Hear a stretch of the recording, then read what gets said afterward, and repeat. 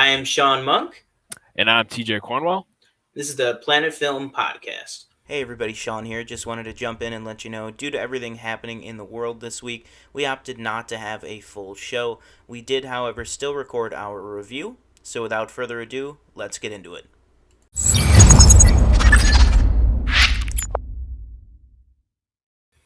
So basically, we've been trying to find things to do, in quarantine, just basically trying to find things to fill the time. So we decided we're just going to put up a review this week for a movie that, I just said, hey, why don't we just review this? Because there was a TikTok that went around this past week of the cast, all of them now in 2020, sparking, talks and speculation about maybe a third movie in this franchise.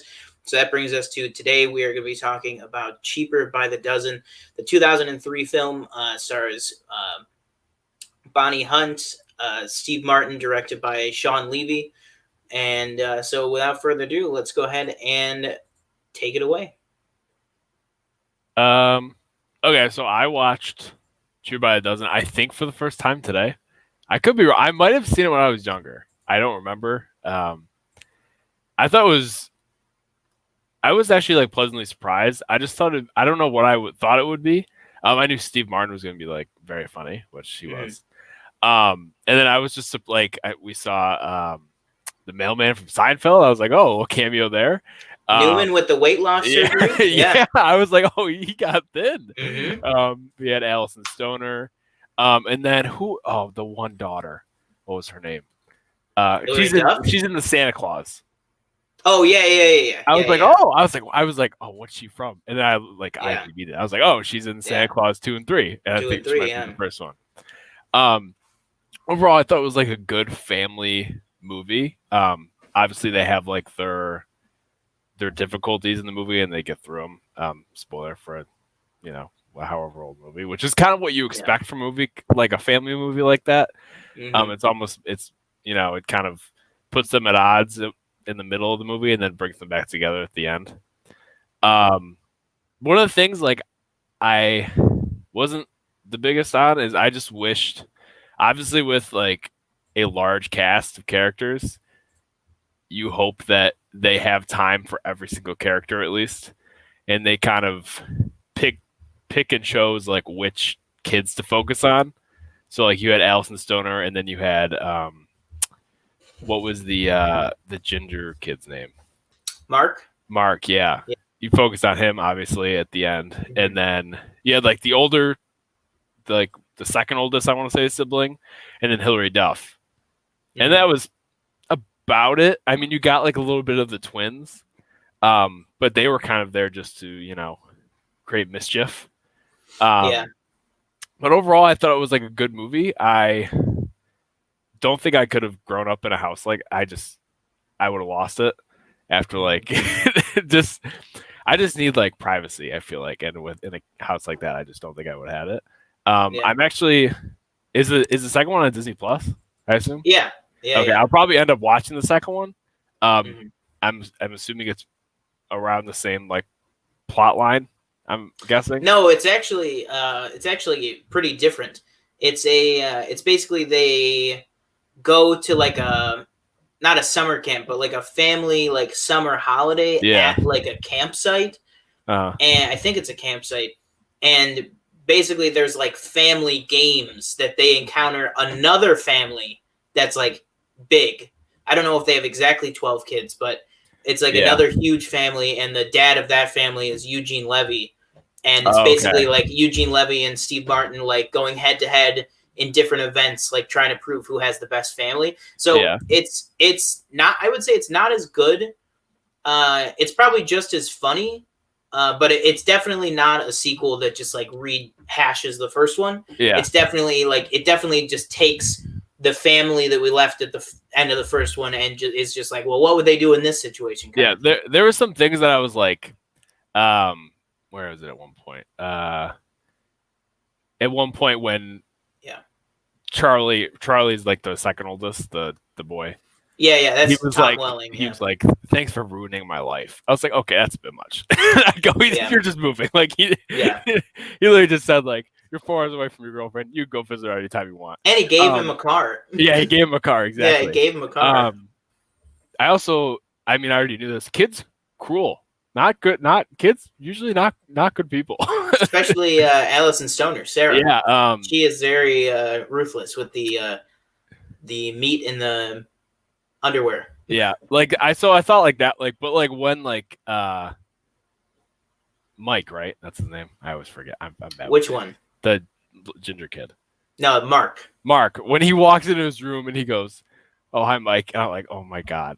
That's really not his name. Yeah. I was like, that's because I was like, oh, they call him FedEx. Like, that's so sad. Yeah. That he just doesn't feel like he's part of the family. Which I kind of like. I like that, like, you know, they all seem like they're one big family, and then you have this one kid on the side who like doesn't think he fits in. He's walking around with a frog all the time. That got me a little bit. I couldn't stand what's her name. Oh, Tina. Oh my God. She was so stuck up. I hated her. The neighbor. Yeah. Yeah. When they kept calling the frog's name was Beans. I kept having flashbacks to the neighbor's son. Doesn't he play a character named Beans? Even Stevens. Yeah. He plays Beans on I kept thinking of that, and then he showed up. I was like, oh. Yeah. That's like really good. And then you also have as his dad, Alan Ruck, Cameron from Ferris Bueller coming back in this. He's pretty good. He plays like kind of the what do you want to say, like defiant house husband, where like his wife is very like everything's gonna happen. So everything's proper. I guess we're gonna go into spoilers for a 17-year-old family Disney comedy. We're kind of going to jump around in the review. So just you think about when after Mark runs away, you know what I mean? They go to the neighbor's house and Tina like opens the door and she says like, "Oh, I always knew they would end up on the side of a milk carton." Yeah. And her husband played by Alan Ruck is basicly like, "What is wrong with you? Like, we're going to go look for We're going to go find this kid." Yeah, we're going to go look. We're going to go help them find the kid. And she's like, she just doesn't even go. Like even after he says that, she doesn't even go. She's just like, "Well, all right, well, you can go." Like, what is I don't even understand. And then there's that whole weird thing in the very beginning of the movie where he says like, why didn't we have more kids? And she's like, "Well, because we wanted one perfect child, and that's what we got." And then like the dad kind of like gives a look like, it's like, like what the fuck, like But so I guess let's just go through and talk about what do you think of the overall like story of the movie, like the actual premise that like this guy is like this great coach that kind of due to the family, like he could have probably been in the NFL, you know what I mean? Like as a player, maybe as a younger person, but definitely as a coach. One thing kind of gave it up. Yeah. One thing I'm like confused about, they alluded to the reason that Tom Baker's wife, Kate, right? She doesn't like I don't even know what the character's name is. I forget the actor's name too. Richard Jenkins? Shake McGuire? Yeah. They like allude to it. They like say something, I'm pretty sure, but then they never talk about it again. Wasn't it like it was something? Well, they talk about just that like they just kind of don't get along. Like she like says, because remember the twins are like, "Mom's right, he is a wiener." Like because she calls him a hot dog, which basically means like he was probably like a player in college, and she did not like that because clearly like Tom wasn't. You know what I mean? Yeah, I'm when they like so at the end he like ends up obviously like leaving his position as the coach of a D1 school, and then he goes to like another D3 school. When like towards the middle of the movie, I was like, in the beginning they talked so much about how these two people gave up so much for their kids, and then it's like they want to achieve their goals that they want to achieve in life that they haven't been able to yet because they've had all these kids. So I almost like feel for them because it's like they're trying and they just can't because either one of them can't be in other places if there's how do I put this? One of them can't be gone, and one of them can't take care of all 12 kids. Yeah, exactly. Yeah, like they need both, or maybe more so. What the movie's trying to tell us is that mom can. You know what I mean? That Kate has it down. That she can take care of all 12 of them. Well, really, it's like 11 because Nora's already old enough that she's moved out. But that's kind of like what the movie is saying is that it's really Tom who and it's like no fault of his own. It's not saying that he's a bad parent or anything. It's just because he more or less didn't give up his total dream. Like he just took a lower status one, you know what I mean, to have more time with them. So it's like she really gave up everything. Mm-hmm. And so that's probably why they're like she can manage them, because she knows and has been there raising all of them for years, you know what I mean? But there was a point where I was like, oh, we're gonna get an Oprah cameo. We didn't. But I know, I thought it'd been cool. Oprah, yeah, she would have been great. We do get a what's it called? We get a Dak Shepard cameo there though, as like Oprah's sound guy or something. I thought I was like, he looks so familiar. I was like, I don't know who he is. Yeah, and she's like, he's like, I'm calling Oprah's people. This is the farthest thing from a happy family, and it's like, all right, that's a little telegraphed, but at first I was like, oh, I think Ashton Kutcher's character gets like a bad rap. Like they're all like, oh, I can't stand him. But then towards like as it goes on, because I was like, oh, they dipped his underwear in meat, and then the dog was going after his crotch. That was very funny. I felt bad for him. But then he was like she's like, my brother's missing. He's like, and I'm on TV. I'm like, okay, you could like let go of that for a little. Like, how do you even? How do you? Like, but my thing is like, how do you even like get with that guy in the first place? You know what I mean? Like she was like, he is so like crazy, like stupid. Like I just can't. I just don't even understand. Like she literally is like, my brother is missing. He's gone. Yeah. Like we're going to look for him. And oh my god, just an idiot. But yeah, they zoom in that TV and there's a GameCube neck. I was like, oh, shout out GameCube. Mm-hmm. Oh yeah. Yeah, and they're new. And I love how they're like, she's like, we're moving into our brand new apartment, and it's like such like out of fashion early 2000s. Like everything's like red with like weird ergonomic chairs and furniture everywhere, and it's just like the dumbest thing. But yeah, I would say Ashton Kutcher definitely in this was hamming it up. I would say he was definitely hamming it up. Probably. I feel like one of the only things that I can say that's bad about this, because I'll say this movie, I watched it probably like 30 or 40 times as a kid, maybe more than that. So this is very like ingrained in my brain, the entire movie, from the soundtrack to the different scenes to even when Beans jumps off the light into the eggs, that egg splatter. Like I have had dreams about that my entire life, because that is like such an early memory of mine, is seeing this movie in theaters and like having that in my brain. But the other thing is like one of the only things that I could like say to take away from it a little bit is I kind of feel like Ashton Kutcher, and I know that like he's trying to be, but I kind of feel like he was in like a different movie than everyone else, because I feel like this movie really, it could have just been like a dumb family comedy, like Instant Family or something, or like one of those like Daddy's Home type things. Yeah, that's what I was starting to get the little vibe from that. Yeah, and I feel like this movie as a whole, while it does have moments like that, because it is like a broad comedy, I feel like more so it's what's it called? I feel like more so it is actually a little bit deeper than that, because you see things like, okay, this guy really loves his kids. Both parents really love their kids, but they just want to try at the careers that they are all of a sudden given the opportunity to have that they thought would never happen. You know what I mean? And they have 3 of their kids that are older teenagers or now into their like 20s.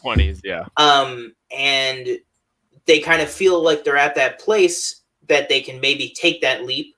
And I feel like that's a little bit of a deeper thing than most movies of this genre of this time period do.